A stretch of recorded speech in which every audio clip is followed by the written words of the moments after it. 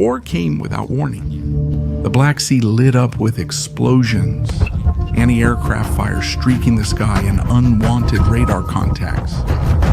At first, it seems like a typical sea battle, but this one is different.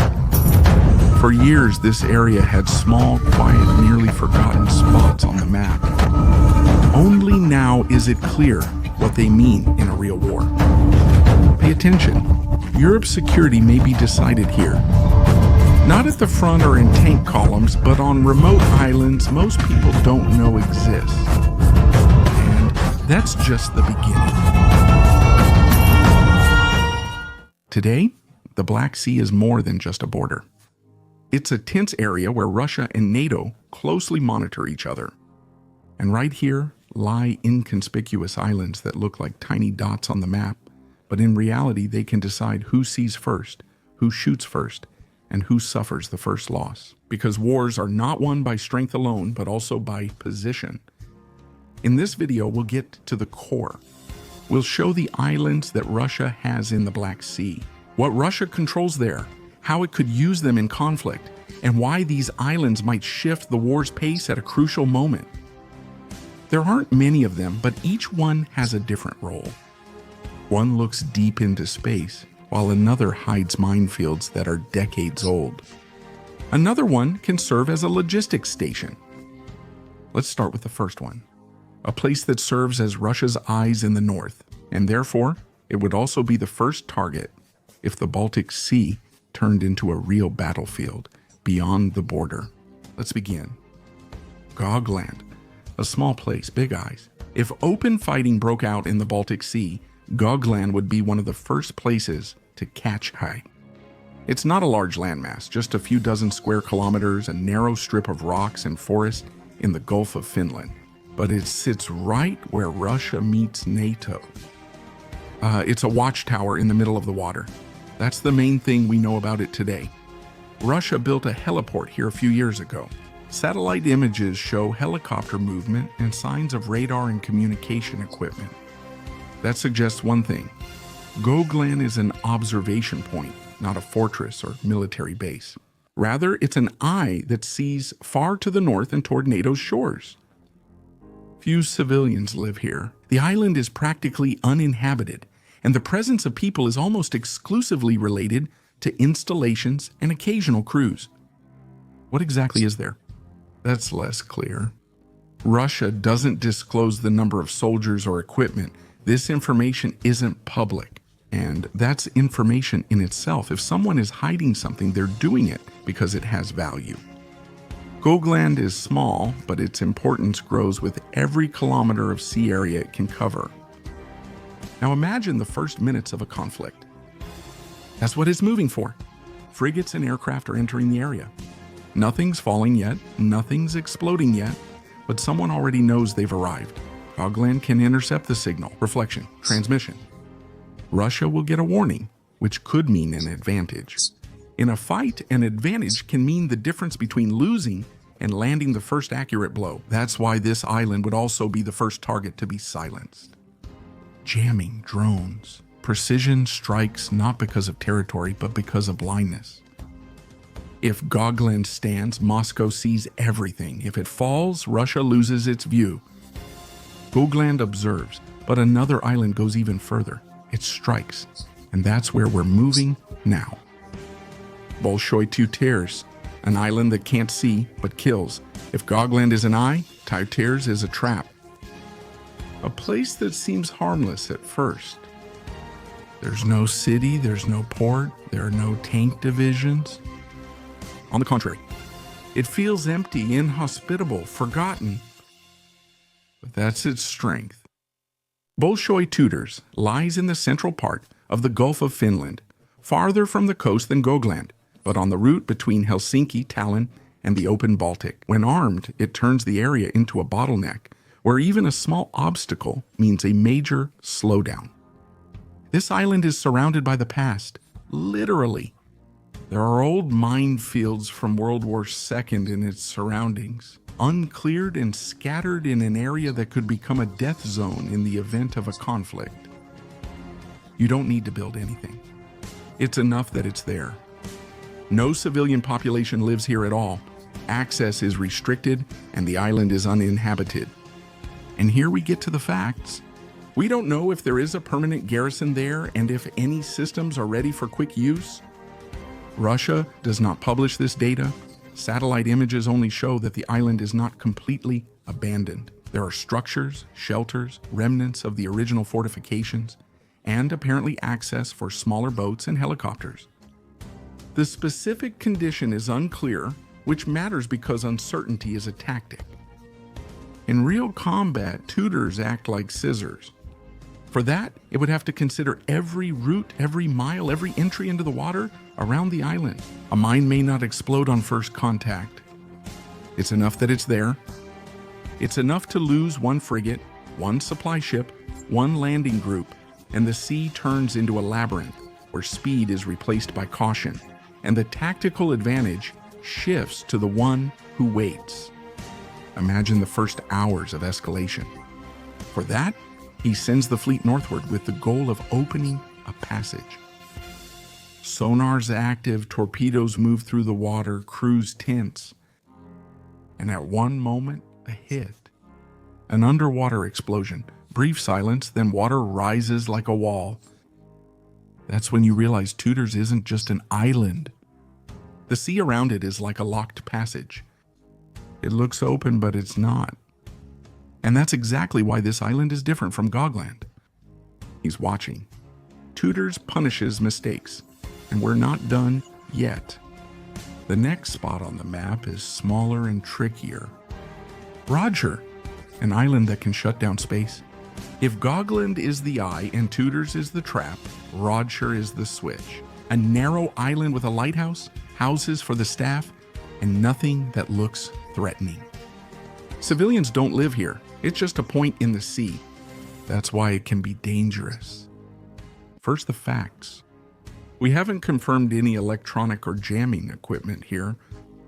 However, repeated global positioning system outages in the Baltic, reported by pilots, ships, and coast guards, suggest that Russia is actually using these systems somewhere in the area. The source could be Kaliningrad, the coast, vessels, or islands.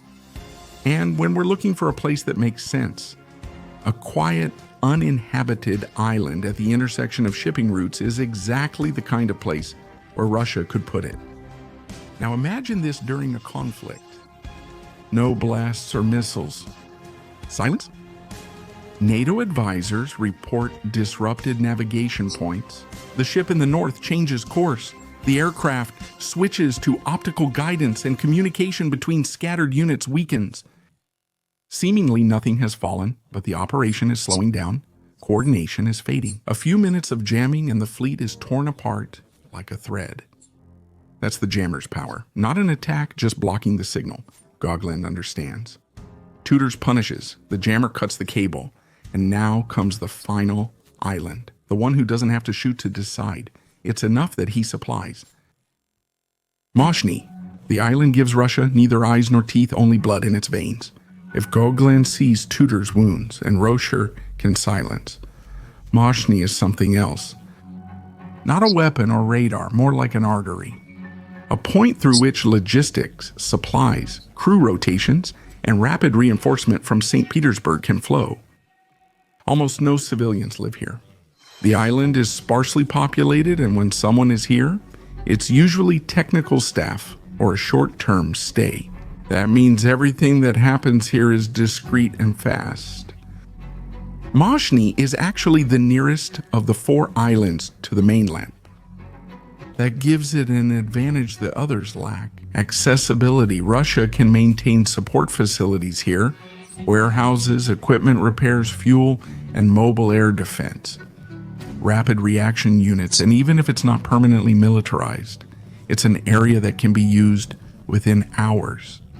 That's the difference between an island that exists and an island that works. Let's picture the third day of the conflict. Gogland has been struck, and Tyuters still controls the sea route at its heel. The signal occasionally drops. That's when Moshny steps in. Not as an attacker, but as a source from which new units, drones, repairs, supplies, fuel, and ammunition for coastal batteries of Abikum. While the other islands are fighting, Moshny keeps the ports open for the next wave. Without it, Russian power in the Baltic would last only a few days. That doesn't mean there are warehouses here. It just means that there could be. And that if Russia needed a point for quick resupply, this would be the most logical choice. The closest to the mainland, with the possibility to move equipment, ammunition, and even fuel without major risks. An island like a pump that's not visible at first glance, but keeps the operation alive. Gogland gives an overview. Tyuter sets the trap. Rodsher turns off transmission, but leaves the engine running. This completes the circle. War is not won with a single strike, but with a network of small points in the sea that can change the pace before Europe even realizes it. What if it happens tomorrow, the day when the Black Sea wakes up? Let's imagine a morning that starts completely ordinary. The sky is gray, the sea cold, the signal clear. NATO ships patrol the north, Finland uses radar to monitor, and Estonia analyzes drone movements. And then one small change. Contacts are appearing on the radar, but there's slight noise. It's not an outage. Not yet. You just don't take a step forward without checking your position one more time. In a few minutes, it's clear where it's coming from. Gogland gives the first signal. Russian systems detect the movement of the NATO air group even before it reaches the mouth of the Gulf of Finland. Nothing appears to have fallen, but Moscow already knows. It has time to prepare a response, redirect attention, and raise early warning systems. They had an island, big eyes. The NATO fleet will move further south, advancing towards Tyuters. That's where it'll blow first. No shots, no salvos, but the pressure in the commander's chest when the sonars show the path isn't clear. Old minefields awaken from history, even if only a small part is still active. Now it's about more than just danger. It's about speed. The ship's progress slows down, patrols change course. Someone has to check the area more closely. Seconds are passing, the initiative is shifting. Then comes the jammer. Not like an explosion, but like a light going out. The global positioning system starts to fluctuate. The communication bands fragment. The signal is unstable. And this is where you see what modern combat looks like. When the crew gets no order, when the aircraft loses its position or the frigate slows down to avoid entering a blind spot. It's not a heroic shootout, it's the silence that lingers. And then the last step, which would only become visible later, Moshny. An island that doesn't attack but holds the pulse. Reinforcements can come from its proximity, crew exchange, fuel, ammunition, setting up another defense line. Russia doesn't have to win with the first strike. It just needs to last longer. And here's the point. In such a scenario, it wouldn't lose out because it's weak. It would lose because, on a small chessboard in the sea, a few squares shift the game's tempo. Gogland observes. Tyuters injures. Rodsher silences. Moshny keeps alive what would have fallen long ago. If it happens tomorrow, it won't seem like a major invasion. More like a series of small, precise steps that Europe will only notice when it's too late. And that's why it's worth knowing about these unknown islands today. Conclusion. They look insignificant on the map. 4 dots in the sea that most people would just glance over. But in a real conflict, they could be exactly what decides the first days. Maybe even the entire course of the war in the Baltic. Their strength isn't in the number of soldiers or tanks. It's in their position, in their reaction speed, and in what they can do the moment the world shifts from peace to chaos. Gogland can give Russia an overview. Tyuters will slow the fleet, Rodsher will cut communications, and Moshny will keep supplies moving. Not because they're big, but because they're exactly where they need to be. And one question remains open. If this happened tomorrow, who would have the early advantage, NATO or Russia? Share your thoughts in the comments. If you enjoyed the video, please like and subscribe so you don't miss upcoming ones. You can support my work by showing gratitude. To help the video reach more people, click on praise. Thank you.